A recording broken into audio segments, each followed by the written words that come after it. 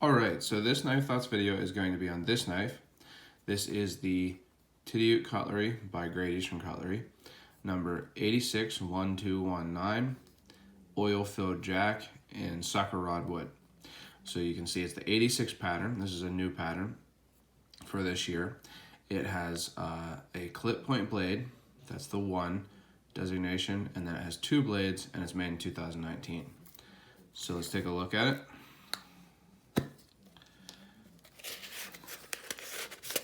So first off, mine did come with a pin. Now, I don't know this. For most of the knives that have come with pins, there's only been a pin in about 1 in every 4 of the tubes. So you're not insured to get a pin, but it seems like a lot of people are getting pins on this run. So I'm not sure if they're doing more or if they're doing all of the knives come with pins, but I did get one. So here's the knife. And the first thing is it's a hefty knife. This is what is called a jumbo jack. So it's bigger than like a normal jackknife, a boy's knife, which is what they call the 15 pattern, which you'll see one of those here in a little bit. And it's a big hefty knife. You can see pretty solid width back springs for both the main blade and the secondary. And honestly, the first thing you notice really is this wrench shield.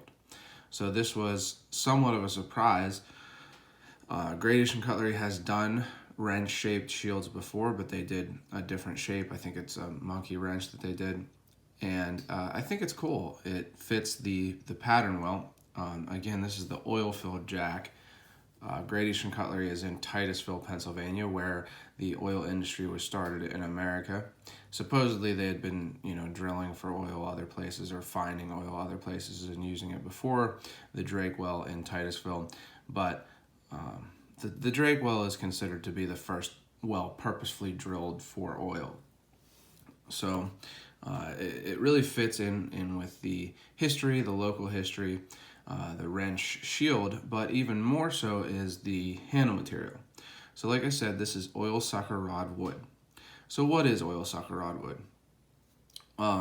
Before modern oil wells, they would use wooden rods to basically, there's a casing on a well that, is around the outside after they drill the well down. And then they would drive a rod of wood down into it, into the oil reserve, or patch is what it's often called. But and then when they pulled the rod back up, that would suck the oil up with it. So that's why it's called sucker rod wood. That's what it's called in the industry, as a sucker rod. So GEC didn't make up that term for it. And this is old reclaimed sucker rod wood. So there's a lot of it lying around the area in Titusville, and you can see it has an interesting color. It's not really the color of normal old wood. And the reason for that is because there is oil in it, crude oil. Crude oil, especially in the region of Titusville, is a greenish color. It's not dark black like you often see, in movies and TV, which it can be in other places, but in the northwestern Pennsylvania, northern Pennsylvania area, it is a green color, and that's why this wood has this greenish color. Now, as to what wood species this actually is, no one can be 100% sure. I mean, I'm sure you could do a test where you took a chip of it and tested it, but because this is reclaimed wood, they don't really know. A lot of people in the industry, including my dad, who has been in the industry for a long time, said that it's likely that it's ash wood. So that's one of those things where not 100% sure, but it could be that. So I really like the oil sucker rod wood. I think it's really cool. It's such a unique material. There's really, nothing like it. It really ties into this area in which I grew up, in which Great Eastern Cutlery knives are made. And so I'm going to show you a few different knives in this handle material. So another one that they did is the number 18 Beagle. So this is also this oil sucker rod wood. And you can see that it's similar in shade, but there's different character. This one I've had for a while. And that's the nice thing. You do get some pretty different character on these oil sucker rod wood handles. So this is another one here. And then another one that I have, this is actually from the first GEC rendezvous that I went to. This is from the 2014 rendezvous. And you can see that the character, the grain of this wood is even different than either of the others. There's a little bit more flex, a little bit more dark spots, and it's more lined. And you do see some on this current run of the 86 that is more like this with lines running through the grain. So this is, again, like I said, I don't know if you'll be able to see the etch at all, but this is, there it is. But this is from the rendezvous. Not very many of these ones made, and this was my first oil sucker rod handled knife and the first one that they made. Now, they also did make, and I gave it to my dad, an oil sucker rod wood handled knife on the 81 Stockman frame. So I have a video on that knife, so you can check that out if you're interested. But I gave that to my dad, so I don't have it with me to compare. And then, as far as I know, and I might be missing some, they only did one other knife in oil sucker rod wood handles. And that is the 65 Ben Hogan, which was a special dealer exclusive, you might say, or something, a commemorative knife for the Drakewell Museum. And I haven't gotten one of those. I've been there since they've had them and stuff. I'm gonna try to get one probably. They were a little bit marked up in price when they first had them, but being that I have these, I might try to get one. Anyway, the oil sucker rod wood handles are really, really cool, and it's one of those things I really love that GEC is willing to use such a unique handle material like that. So this gives you a good size comparison between the 15, which is a kind of, like I say, what's often called a boy's knife. It's not a large knife, and the 86. But I'll also give you a comparison between two other knives that are similar. They're larger knives. They're not the 15. There is a 77, and then here is a 78. And so you can see the 78 has that rounded bottom bolster, but the 86 doesn't have the rounded top bolster, right? But it has kind of a similar swell from the top to the bottom, sleeve board shape. But it's not quite. It's closer in shape, other than the fact that the 77 has less of a swell towards the bottom to the 77. But I thought it's like a 77 on steroids, and especially if you are familiar with the 77s. This is the one from this year, 2019, but the ones from last year, 2018, had the same blade shape combination as this 86, a clip main and a coping or long sheep foot secondary. So, you know, kind of like a 77 on steroids. That's what I think of it like. But it's definitely a big knife. Moving into the blades, I'll finally get it open. So the main blade is a nice big clip point. I really like this blade shape. Some people said that this nail nick placement is weird. I don't really think it is. In my opinion, it's where it should be, right at the point here. Nice clip point, very classic looking, some straight edge. Some people had mentioned that it looks like it has a little bit of a recurve. I don't really think I'd call that a recurve. I just think there's a pronounced belly. And then a nice tip, so you can, you know, do piercing tasks. Has drawn swedges on both sides, as you can see. And this blade has really nice action.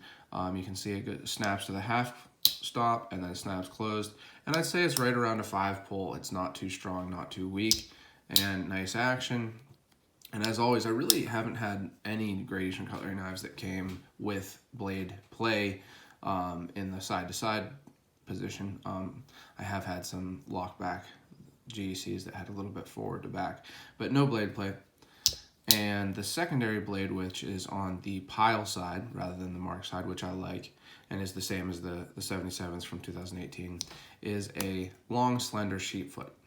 So you can see that that has the PPP etch, which stands for Pattern Production Premier, or Production Pattern Premier, a combination of those words, which means that this is the first of this frame made.